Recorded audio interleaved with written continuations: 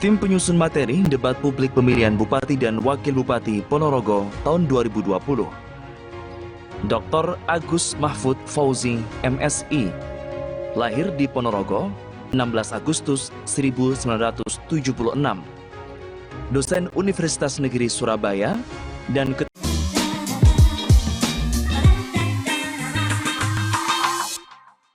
Assalamualaikum, selamat sore, salam sejahtera untuk kita semua, saudara pecinta masa depan negeri.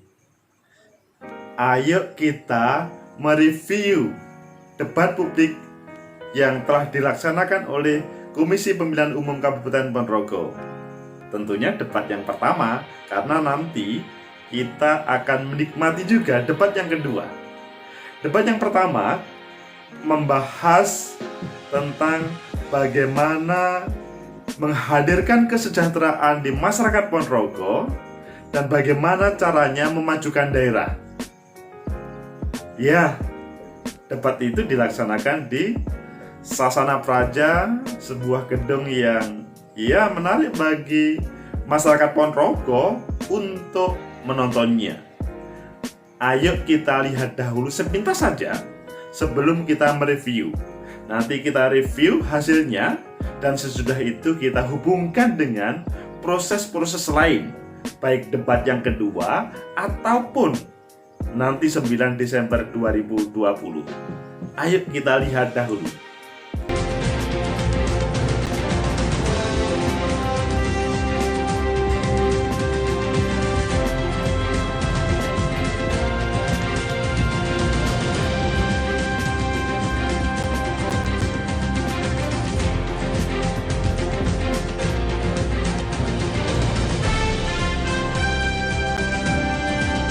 Terlebih dahulu, dan siapa saja para tim penyusun materi ini dia VT-nya untuk Anda.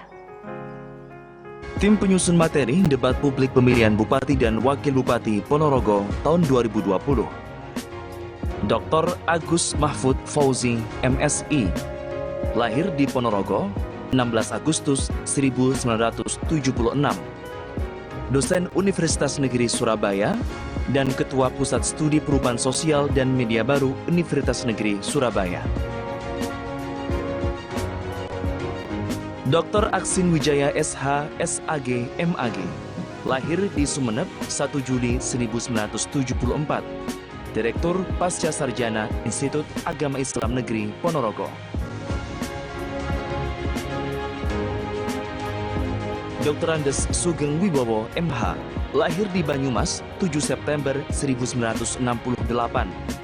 Dosen Universitas Muhammadiyah Ponorogo, dosen PESMA Internasional Kiai Haji Mas Mansur Universitas Muhammadiyah Surakarta, dan Direktur Maswi Riset. Dalaman visi misi dengan tema yaitu memajukan daerah. Ibu dan Bapak, memajukan daerah dengan budaya merupakan hal yang ditunggu oleh masyarakat. Sementara ini, masyarakat telah mampu menampilkan kesenian reog, namun belum memiliki dampak kemajuan dan kesejahteraan masyarakat secara signifikan. Berbeda dengan di Bali misalnya, setiap seni budaya dapat dikemas menjadi industri pariwisata. Pertanyaannya, konsep apa yang akan saudara tawarkan untuk mengemas kesenian reog menjadi industri pariwisata? Baik, sudah siap Bapak? Cek. Silakan ke podium terlebih dahulu. Waktu untuk menjawab yaitu 2 menit, dimulai saat Anda mulai berbicara. Terima kasih Ibu Moderator. Pertama, memang reog tidak boleh berhenti pada pertunjukan saja dan seni saja. Kedepan reog harus menjadi pendulang ekonomi, bahkan menjadi pelecut wisata Ponorogo. Di 5 tahun yang lalu ketika kami kalah, kami sudah memaparkan kami ingin punya visi misi bahwa reog mampu menjadi pelecut wisata, karena ini sudah punya budaya adiluhung yang luar biasa. Kami ingin di Ponorogo ini ada monumen reog. Monumen reog seperti kalau Bali punya Garuda Wisnu Kencana, maka Ponorogo punya monumen reog. Di bawahnya monumen ada museum. Museum itu yang menatahkan bagaimana sejarah Krono Sewandono, reog Bantarangin, bagaimana sejarah Pecut Samandiman, sampai kemudian komplit, sehingga anak cucu kelak nanti akan tahu bahwa oh Riok seperti ini, sehingga di samping ini menjadi pelejut wisata, maka ini menjadi edukasi bagi anak-anak cucu kita kelak. Sampai kemudian di altar museum, di altar ada kemudian pelataran, ada UMKM yang tumbuh, kita menjadi etalase dari batik, dari kerajinan, dari UMKM tumbuh seperti daerah-daerah lain yang sudah maju seperti Bali punya Krishna. Kami ingin punya monumen Riok yang di bawahnya ada museum walaupun masih sederhana. Kemudian tidak cukup dengan budaya saja, tapi kemudian harus dipadu dengan lain-lain. Sebagai destinasi wisata, Ponorogo wajib menyediakan kelengkapan apapun itu yang dibutuhkan oleh wisata. Misalnya harus tumbuh wisata alam yang elok. Kita punya ngebel harus diinisiasi menjadi wisata yang indah. Misalnya air dijogetkan, kemudian disorot pakai cyber light, kemudian jalannya diperlebar. Kalau jalan belum mampu diperlebar, kita bikin terminal di bawah, kemudian pengunjung wisata bisa pakai shuttle bus naik ke atas. Kemudian dari situ kita ajak minum susu di Pudak. Dengan demikian maka budaya tidak hanya berarti budaya tidak hanya seni, tapi budaya bisa mendatangkan rupiah, dan devisa. Dengan demikian masa Ponorogo akan maju luar biasa. Hari ini belum tergarap. Baik, waktu habis. Terima kasih. Pasangan calon nomor urut 2 silakan untuk menanggapi jawaban yang sudah disampaikan pasangan calon nomor urut 1. Waktu untuk menanggapi yaitu 2 menit. Baik, dimulai saat Anda mulai berbicara. Apa yang disampaikan, Kemajuan sebuah daerah dipengaruhi oleh kualitas pendidikan, dan kualitas pendidikan dipengaruhi oleh tingkat partisipasi masyarakat dalam pendidikan dan kesejahteraan para pendidiknya. Selain itu, masih ditemukan anak-anak yang tidak bersekolah maupun putus sekolah. Ditambah lagi adanya pendidik swasta atau honorer baik di sekolah umum, madrasah, dan pesantren yang tingkat kesejahteraannya masih dinilai kurang. Pertanyaannya, apa yang akan saudara tawarkan untuk memajukan Ponorogo melalui peningkatan kualitas pendidikan? Baik. Waktu untuk menjawab sama, yaitu 2 menit, dimulai saat Anda mulai berbicara. saya setuju salah satu faktor untuk meningkatkan kesejahteraan rakyat adalah peningkatan kualitas sumber daya manusia. Kualitas sumber daya manusia dapat kita capai melalui pendidikan yang baik. Karenanya, ke depan kita akan terus melanjutkan apa yang 5 tahun ini sudah kita kerjakan. 1, memastikan tidak ada satupun anak-anak Ponorogo yang tidak mendapatkan pendidikan atau sekolah. Karenanya, fasilitas-fasilitas pendidikan akan kita bangun, akan kita perbaiki, akan kita terus bikin yang bagus dan nyaman. Yang kedua, Ponorogo ini memiliki banyak sekali pondok pesantren, banyak sekali sekolah-sekolah diniyah untuk mendidik anak-anak bisa menjadi anak-anak yang beragama, anak-anak yang memiliki tingkat moral yang tinggi. Karenanya kita akan dorong terus pendidikan-pendidikan pesantren, pendidikan-pendidikan diniyah itu terus berjalan dengan memberikan kontribusi atau bantuan-bantuan yang dibutuhkan oleh banyak pondok pesantren dan sekolah diniyah. Yang ketiga, kita akan menyiapkan sejumlah anggaran untuk membantu anak-anak kita yang mau meneruskan ke perguruan tinggi, baik di dalam Ponorogo maupun di luar Ponorogo, terutama jurusan-jurusan yang memang dibutuhkan untuk pembangunan berupa beasiswa, dari mulai masuk sampai mereka lulus. Jadi kita akan memberikan bantuan beasiswa sejak masuk hingga mereka lulus kuliah, terutama pada anak-anak yang tidak mampu dan jurusan yang memang dibutuhkan oleh masyarakat Ponorogo. Nanti jawaban soal guru setelah ada tanggapan. Terima kasih. Baik, terima kasih. Waktu habis. Silakan pasangan calon nomor urut 1 untuk memberikan tanggapan atas jawaban yang sudah disampaikan. Waktunya adalah 2 menit. Dimulai saat Anda mulai berbicara.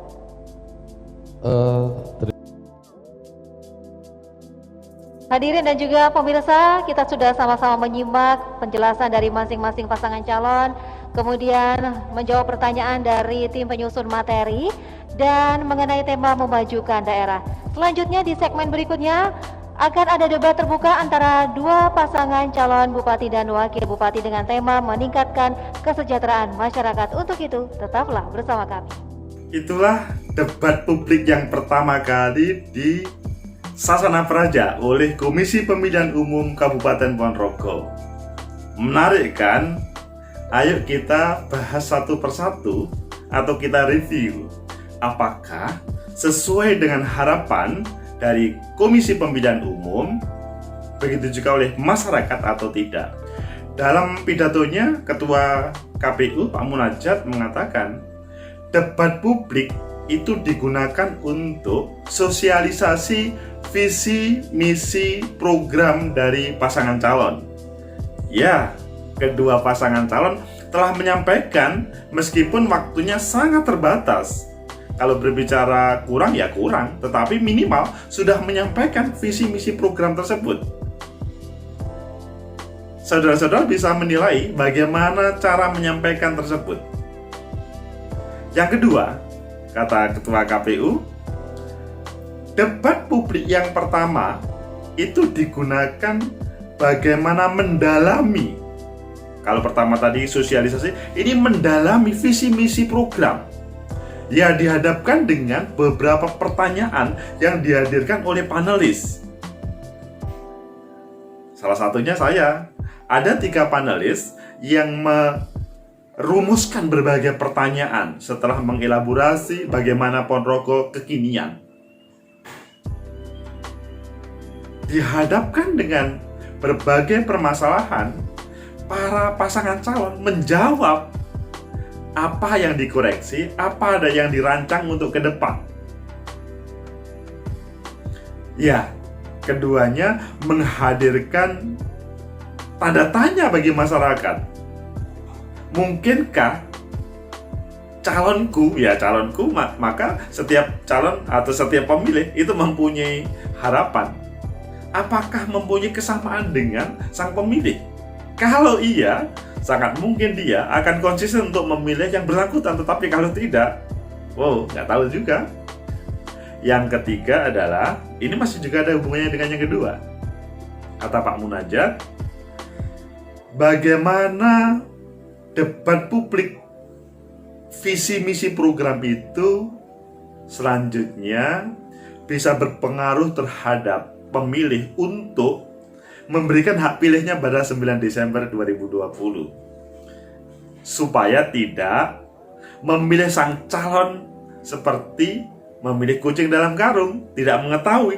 Kalau mengetahui program visi misi dalam proses perdebatan, maka mereka bisa mengukur.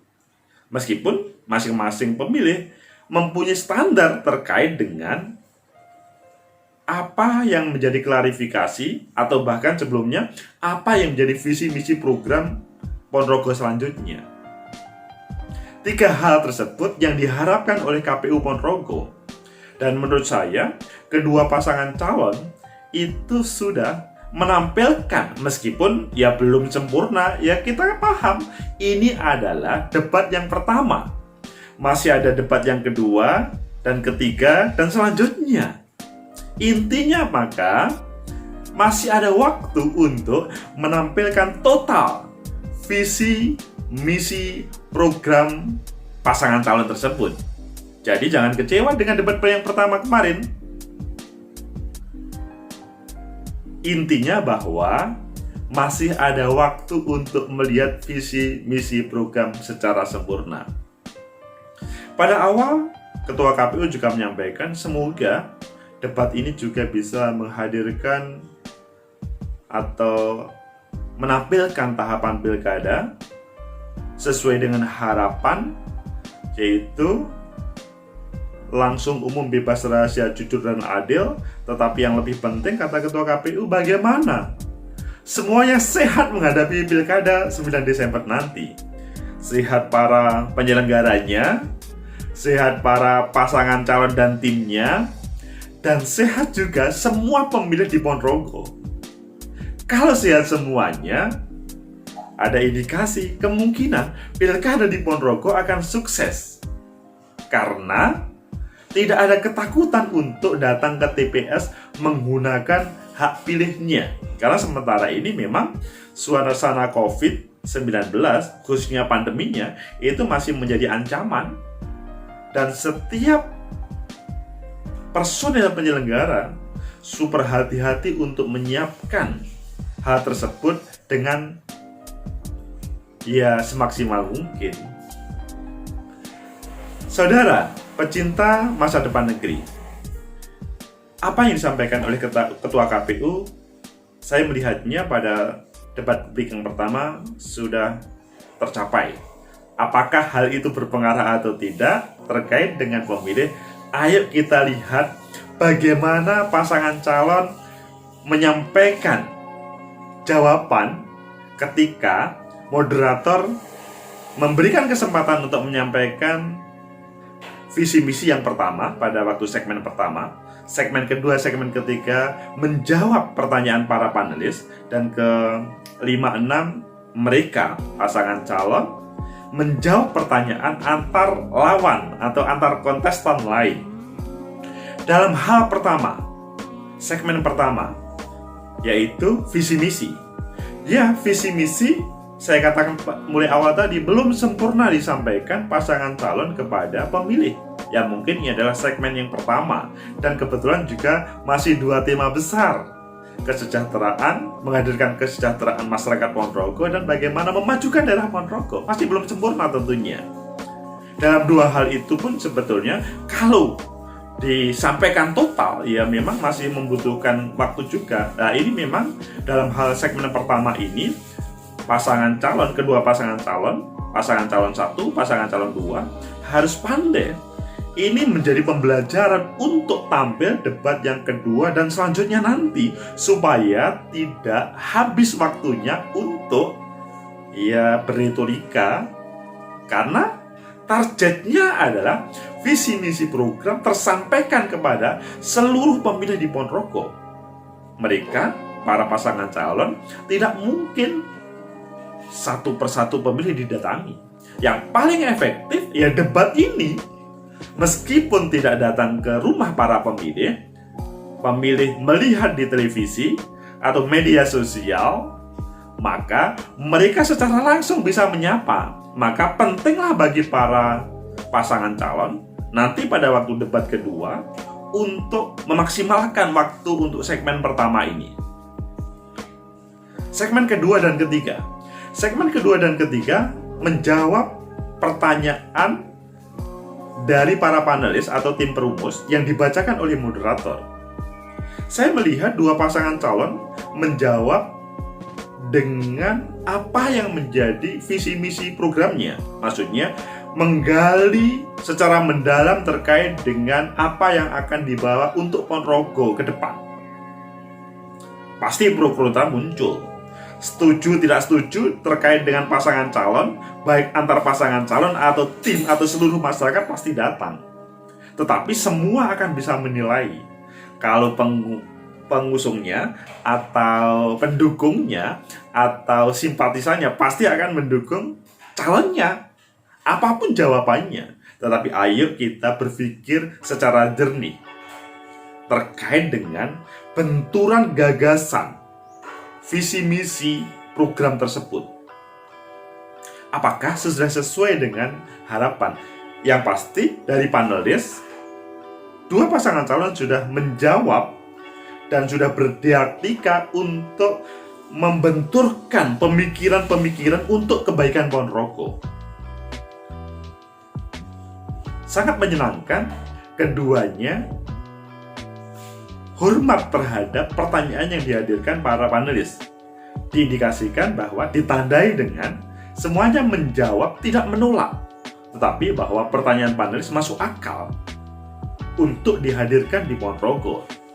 Taruhlah terkait dengan menghadirkan budaya reog di Ponorogo, supaya tidak hanya budaya untuk budaya saja, tetapi budaya bisa dihadirkan yang bisa menghadirkan PAD untuk Ponorogo.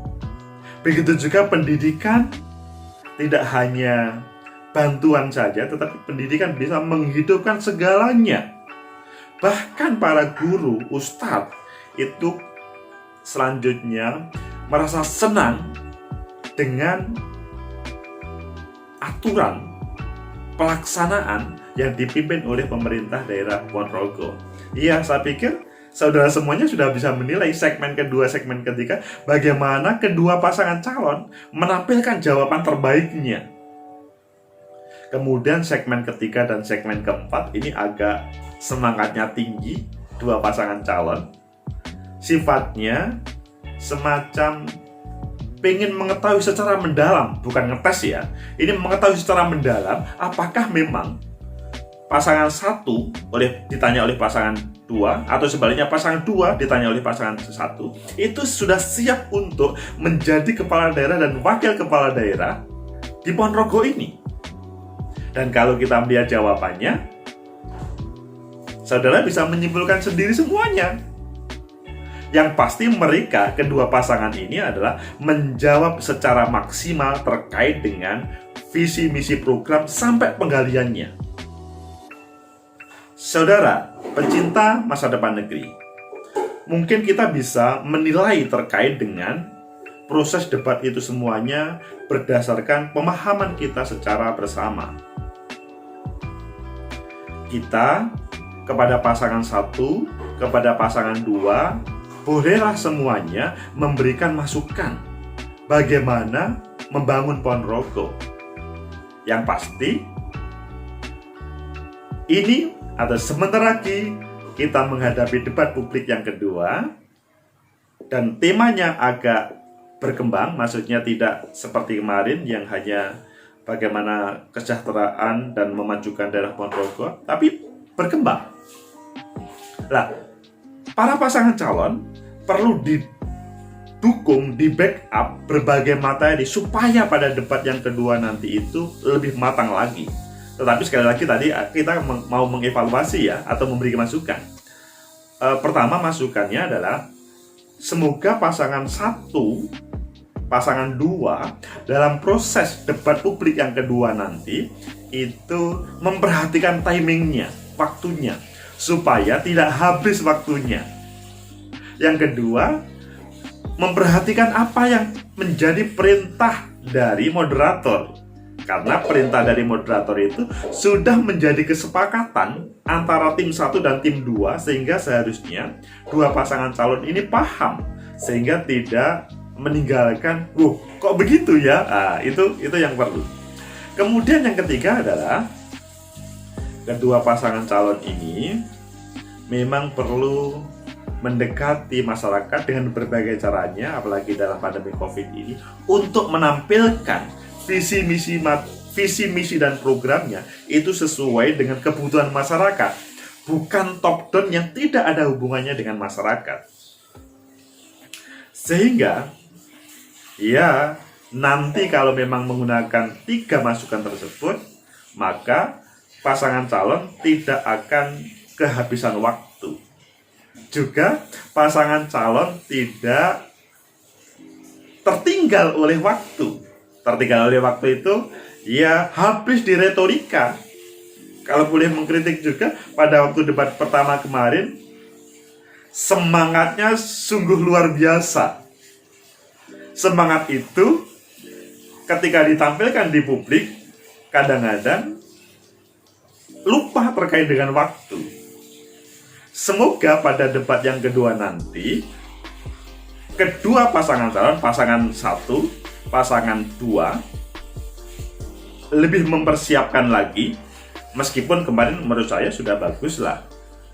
Karena yang pertama, semoga yang kedua itu lebih menggali lagi visi misi program, sehingga apa yang disampaikan oleh Ketua KPU tadi, debat publik menampilkan visi misi program, penggalian visi misi program, memperdebatkan, menghantamkan visi misi program, semoga bisa menjadi referensi bagi pemilih di Ponorogo untuk menentukan, sehingga pada 9 Desember nanti semua masyarakat datang ke TPS dengan sudah mempunyai gambaran sang calon, tidak datang ke TPS kosong Apalagi kemudian dia berpikir, saya mau datang ke TPS kalau ada politik uang. Oh, itu membahayakan. Karena kalau politik uang hadir di Ponorogo, di dalam Undang-Undang 10 2016, meskipun dia terpilih, dia akan didiskualifikasi. Tidak dilantik, didiskualifikasi, kemenangannya sia-sia. Semoga ada manfaat. Semoga bisa menjadi referensi bagi kita membangun Ponorogo, khususnya semua pemilih untuk memilih 9 Desember 2020. Sukses KPU Ponorogo, sukses Bawaslu Ponorogo, dan sukses pasangan 1, pasangan 2 untuk menampilkan terbaik di Kabupaten Ponorogo. Like, subscribe, comment, and share. Sampai jumpa.